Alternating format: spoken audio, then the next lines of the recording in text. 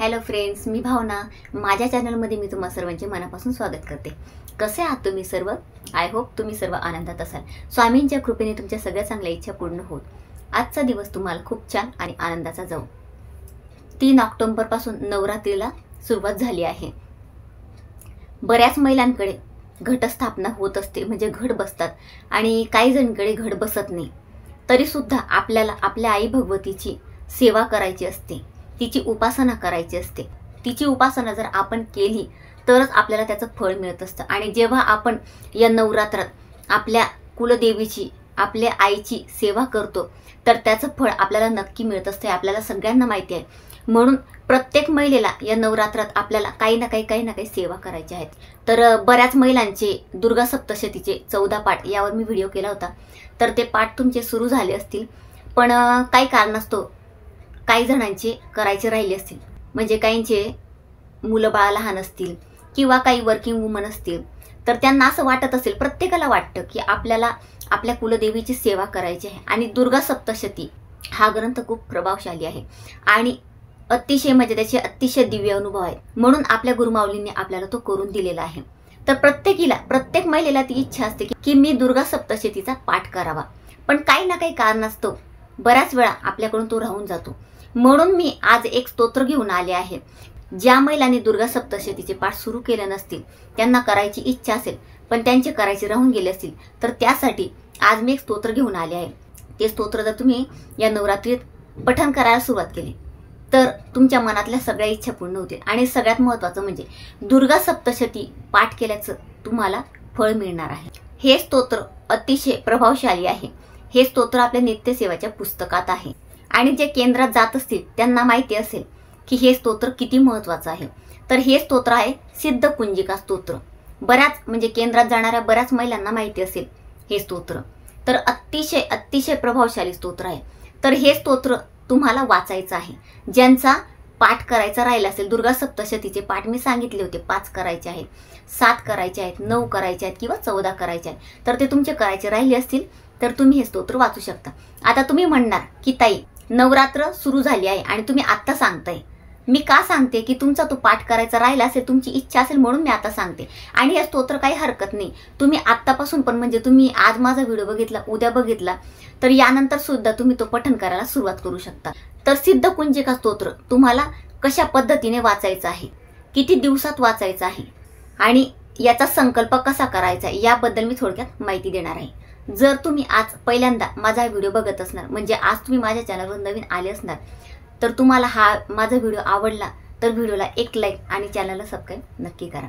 तर आता सगळ्यात आधी हे स्तोत्र वाचायला आपल्याला किती वेळ लागणार आहे? फक्त 1 मिनिट. मोजून तुम्हाला 1 मिनिट लागणार आहे. तर तुम्ही 1 मिनिटाची सेवा नाही करू शकत का, मला सांगा. तर आता हे स्तोत्र कशा पद्धतीने वाचायचं आहे? तुम्हाला हे स्तोत्र वाचत असताना सकाळी वाचा, दुपारी वाचा किंवा सायंकाळी वाचा, तुमच्या वेळेनुसार तुम्ही वाचू शकता. तर सगळ्यात आधी तुम्हाला हे वाचायच्या आधी तुम्हाला एक संकल्प करायचा आहे. आता संकल्प का करायचा असतो? संकल्प आपल्याला यासाठी करायचा असतो की आपण कुठली सेवा करत असतो तर आपल्याला आपल्या देवाला सांगणं गरजेचं असतं. म्हणजे तुम्ही ही सेवा करणार आहात, तर ही सेवा सगळ्यात आधी मी तुम्हाला सांगते 11 दिवसांची आहे. तर ही सेवा तुम्हाला करायची आहे, पण तुम्हाला तुमच्या आई भगवतीला सांगायचं आहे की मी ही सेवा करत आहे. आणि तुम्हाला ही सेवा का करायची आहे? जर तुमच्या घरात काही प्रॉब्लेम असतील, तुमच्या मुलांचं लग्न जमत नाही, घरात पैशांचे काही प्रॉब्लेम असतील, किंवा तुमच्यावर काही दुःख संकट असेल, किंवा तुमच्यावर खूप कर्ज झालं असेल, कर्णीबाधा असेल, नजरबाधा असेल, काही ना काही तुमच्याकडे, म्हणजे तुमच्या घरात प्रॉब्लेम असतील, तर तुम्ही कुठल्याही कारणासाठी याचा संकल्प करू शकतात. आणि जे काही तुम्ही संकल्पात सांगणार आहात तर ती इच्छा तुमची, ते तुम्हाला तुमची भगवती आई देणार आहे. म्हणून आपल्याला संकल्प करायचा आहे. आणि संकल्प केल्यानंतर आपण 11 दिवस बांधील होतो. याचे नियम आणि अटी काय आहे ते मी नंतर सांगते तुम्हाला. आधी कशा पद्धतीने करायचं ते मी तुम्हाला सांगते. तर तुम्ही जेव्हा वाचणार असाल, म्हणजे तुम्ही जेव्हा पठण करणार, पहिल्या दिवशी सकाळी, दुपारी, सायंकाळी जेव्हा तुम्ही पठण करणार, देवघरासमोर बसायचं आहे. समोर तुमच्या कुलदेवीचा फोटो, मूर्ती किंवा टाक असणं गरजेचं आहे. धूपदीप लावायचं आहे. ते लावून झाल्यानंतर तुम्हाला उजव्या हातात थोडं पाणी घ्यायचं आहे. त्यात अक्षदा, एक फूल ठेवा. फूल नसेल तर चालेल, काही हरकत नाही. आणि हे सगळं ठेवून तुम्हाला तुमचं नाव तुमचं गोत्र सांगायचं आहे. तुम्हाला जर गोत्र माहिती नसेल तर तुम्ही काश्यप म्हटलं तरी देखील चालेल. आणि हे सगळं सांगून झाल्यानंतर तुम्हाला तुमची इच्छा सांगायची आहे, किंवा तुमची कोणती इच्छा नसेल, तुम्हाला फक्त तुमच्या घरात सुख समृद्धी यावी, तुमच्या घरात सगळ्यांचं आरोग्य चांगलं राहावं यासाठी तुम्ही करणार तरी देखील चालेल.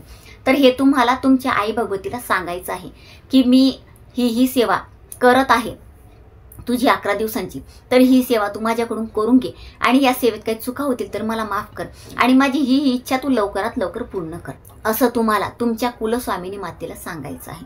आणि यानंतर तुम्हाला ते पठण करायला सुरुवात करायचं आहे. आता कशा पद्धतीने करायचं? सिद्ध कुंजिका स्तोत्र याला फक्त 1 मिनिट लागणार आहे वाचायला.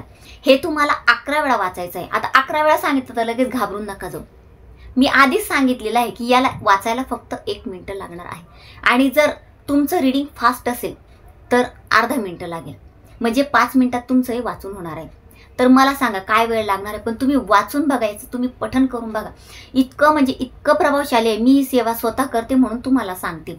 आणि जे केंद्रात जात असेल त्यांना माहिती आहे की हे स्तोत्र किती प्रभावशाली आहे. 11 दिवसात तुमची इच्छा पूर्ण होणार आहे, किंवा तुम्ही जे काही 11 दिवसात मागणार आहे ते तुमची कुलस्वामिनी माता तुमचं काम करून देणार आहे. मग ते बदलीचं असो, प्रमोशनचं असो, जे काही तुमच्या मनात जी इच्छा असेल ती तुम्ही आई भगवतीला सांगा. आणि 11 वेळा तुम्हाला वाचायचं आहे. आता याचं वाचन करत असताना आता तुम्ही जर पहिल्या दिवशी सकाळी बसले तर तुम्हाला 11 दिवस सकाळीच बसायचं आहे. एक टाइम फिक्स करून घ्या. 11 दिवस याचं पठण करत असताना तुम्हाला एक टायमिंग फिक्स करायचं आहे.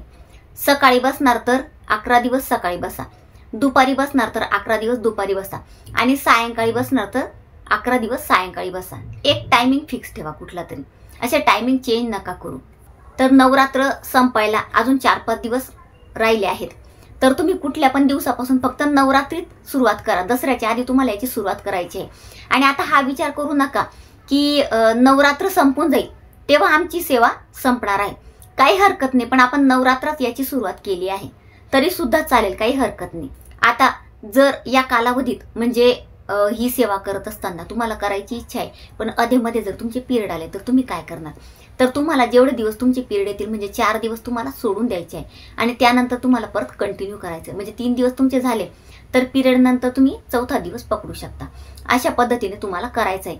फक्त सूतक किंवा विटाळ असेल तर अजिबात करू नका, कारण मग खूप जास्त दिवस म्हणजे मध्ये गॅप पडतो. म्हणून मग अशा पद्धतीने तुम्ही करा. पण मी तुम्हाला गॅरंटी देते, इतकं प्रभावशाली स्तोत्र आहे. तुम्ही हे स्तोत्राचं पठण नक्की करा. दुर्गा सप्तशती हे स्तोत्र तुम्ही 11 वेळा पठण केलं 11 दिवस तर तुम्हाला दुर्गा सप्तशतीचे पाठ केल्याचा अनुभव येणार आहे आणि त्याचं फळ तुम्हाला मिळणार आहे. ही गोष्ट तुम्ही लक्षात घ्या. म्हणून हे स्तोत्र सगळ्या महिलांना मी रिक्वेस्ट करते की तुम्ही हे स्तोत्र नक्की वाचा. तर तुम्हाला माझा आजचा हा व्हिडिओ आवडला असेल तर व्हिडिओला एक लाईक आणि कमेंटमध्ये श्री स्वामी समर्थ लिहायला विसरू नका आणि चॅनलला सबस्क्राईब नक्की करा. पुन्हा भेटूया अशाच एका नवीन व्हिडिओसोबत. तोपर्यंत सर्वांना श्री स्वामी समर्थ.